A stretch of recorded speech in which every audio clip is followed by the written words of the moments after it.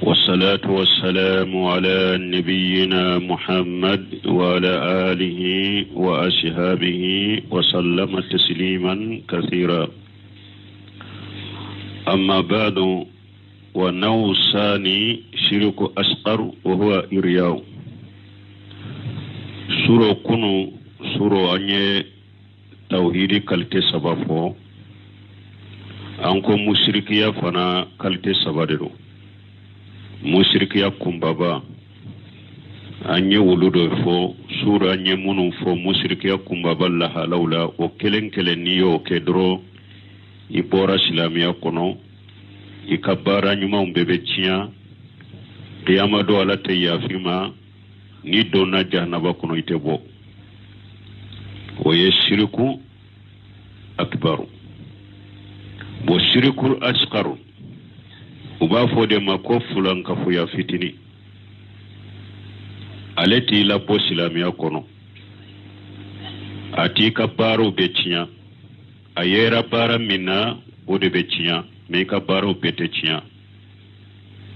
ati la bo silamiya kono fana o lagara kiru la sosoli nana la yala musrikiya fitini be yafa u be yafa anko kumbaba kono te yafa yala mushrikiya fulanka fuya fitini abe yafa qiyama uga te yafa kuma sahale ate yafa alaka aya koso inna allah la yaghfiru an yushraka bihi wa yaghfiru ma duna zalika liman yasha. Shaykhul Islam Ibn Taymiyyah ko an yushrika bihi akon nekira dedo alama fulanka fuya bo fulanka fuya la akoni mogo min ni fulan kafuya sera le mate ya fade toro wala kuma sahale mushrikiya fitini te ya fa qiyama me faran fansa jumambe ani kumbaba ce qiyama anko inni donna jahannaba kono mushrikiya kumbaba de kama itebo me ni donna jahannaba kono mushrikiya fitini de kama ibe sekabo mushrikiya fitini ni donna jahannaba kono de kama ibe sekabo. Donc ni franfancha debe fulanka fuya fitini ani kumbaba ni nyogonche wo fulanka fuya fitini aleye jumaye yere jira de fulanka fuya fitini wa dalilu qawluhu ta'ala wa dalay munyala ka kuma masamin kurtaleno faman kana yarju liqa'a rabbih falyamal amalan salihan wa la yushrik bi ibadati rabbih ahada. Ala koni mogo min mba ala kumbe nyogonya jigi qiyama do ko ika bara nyuma ke ikana foi fara alaka o bara nyuma keto. Donc mbusrikiya fitini ye munye ni ye bara ke pour mogo kaye ukutanu ube ni ye bara ke pour mogo kame ukutanu ube ni ye bara ke jiyan nafado kama ninde musrikiya fitini ye. مشركيا نونيا أنه سالس والشرك القفي مشركيا نوني سبنا كاليتي سبنا وبافو كو شرك القفي وفلان كفويا دغولي مغولا من فلان ني دو بي مشركيا تلا كتفلا دروندما كومبابا اني فيتيني نوكو كومبابا ني فيتيني دغولم بدو فيتيني كونو دو فنا با تلا كتاتلا يروما سبا كومبابا ني فيتيني اني دغولي. والدليل قوله صلى الله عليه وسلم فلان كفيا دغولي عليه دليل الجمعة جيدن كما على كترنا كشباكا الشرك في هذه الأمة أقفى من دبيب النملة سوداء على صفات سوداء في ظلمة الليل. جيدن كو فلان كفيا دغولين بنيم منتونا كومي دنگنye bileni namulatu sauda komi dengenye fima akashe nano sewa fara fima ka su dibi kono obe yere chogodi dengenye fima asen no fara fima ka su dibi kono o chiden ko fulanka fuya dogolembe ale kamantola komi nin chogo nin fole sebo ni chiden ye nunu na nyogona folugo ka kisi chogo de nyini seba ko chide ma uko nin fana efle kan nin fo chogo mi adogolendo chogo mi mogola ambe kisi ni na chogo di ninka kafare jumae ciden ka wa kafaratuhu akafare munye qawlu sallallahu alaihi wasallam ciden ka kuma laka tanuna kisibaka Allahumma inni a'udhu bika an usrika bika shay'a wa ana a'lam wastaghfiruka min jambi alladhi la a'lam awan abenna chogodola wastaghfiruka lima la a'lam ciden ko nin fulan ka foya dogole kisi chogoye munya kafare munye ka fontigi ala mbi tanganyini nkana free farika ewambe mindo mbi ya fadeli fulan ka foya min ni junubu min kera mbolo ka soronta kalama mbi ya fadeli o fanala wala ba fo ni masirikul qafiu do ba misali yake akumala maw iba soro har mo do be tawhidi tigudo abese ku soro ube kumani wewa musirikiya kuma chugu doye ka soronta kalama a misali doye munne ni alani isonna ni alani ciden sonna alani ciden kanu ulu na nyogonaw ni alani karasa tunte wala nunu na nyogonaw puna basun ko fulan ka fuya wudedo me kuma wudedo bi hadama don do bu fo ka soritu yere utu kalama yere tawri tigi yere pese ko fo ka sorita kalama o ciden ko lude makosi uko yu misali ka ko lude fulan ka fuya degele wunye bon nambora mushrikiya kalite saba fana dona dawa kafiriya afana yenone yade nanko kafiriya fana annawla awwalu anwa'ul kufr annawla awwalu al kufr alladhi yukhrij min al milla nanko kafiriya fana chogoya fulade kafiriya dobe obi labo silamiya kono kibo dina lapew fal kufru kufran kafiriya fana ye kafiriya fulade كفر يخرج من الملة وهي 5 أنواع كافر يا دوبي وبيلا بوسلام يكونوا بو ولا كاليتي دورو دي أمبينو فو كاليتي دورو كلين نو يرى هذا مدين بوري بورا سلام يكونوا والدليل قوله تعالى أنه لأول كفر التكذيب نين كافر كاليتي دورو فلو يموني وبافو كفر التكذيب كافر يميني ka ala ka aya galontigeya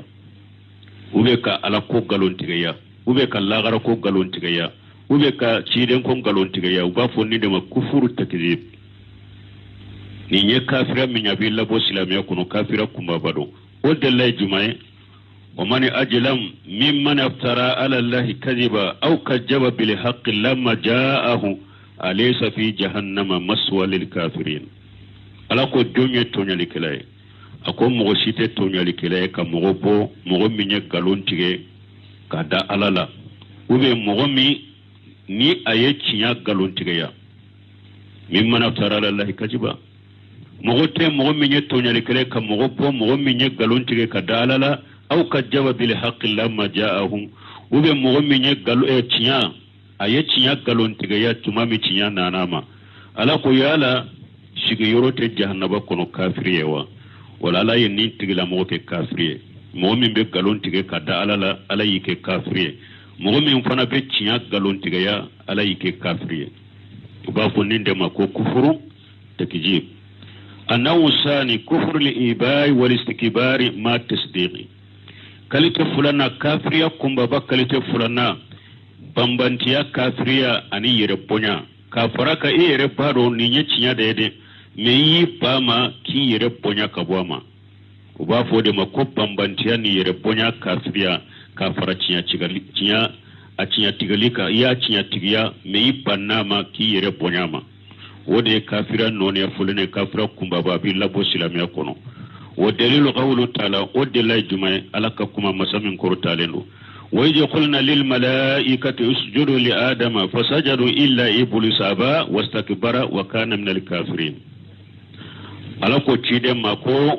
وقت فو تمامني على كو ملك يوم انكو أي سجود بآدم ملك يبي سجود بآدم فو إبليس أبنا أيا يربونا أكيرا كافرين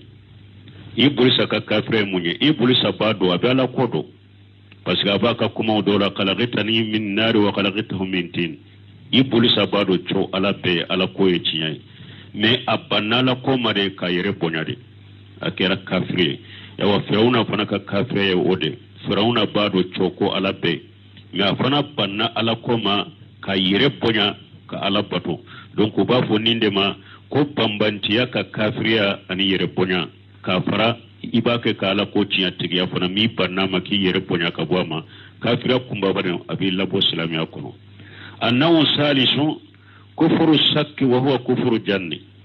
Kafiriya kumba ba min bi labo islamiya kono akalite sabana uba fo shika kafiriya mana ni mugo shikara la kola kafiriya kumba ba bi labo islamiya kono ishakara qur'ana la kafiriya kumba ba bi labo islamiya kono ishikara qiyama kola kafiriya kumba ba bi labo islamiya kono. O dalil qawlu ta'ala wa dalil munyalaka kuma masamin qur'talendo ودخل جنته وهو جالم لنفسه قال ما أجن أن تبيد هذه أبدا وما أجن ساعة قائمة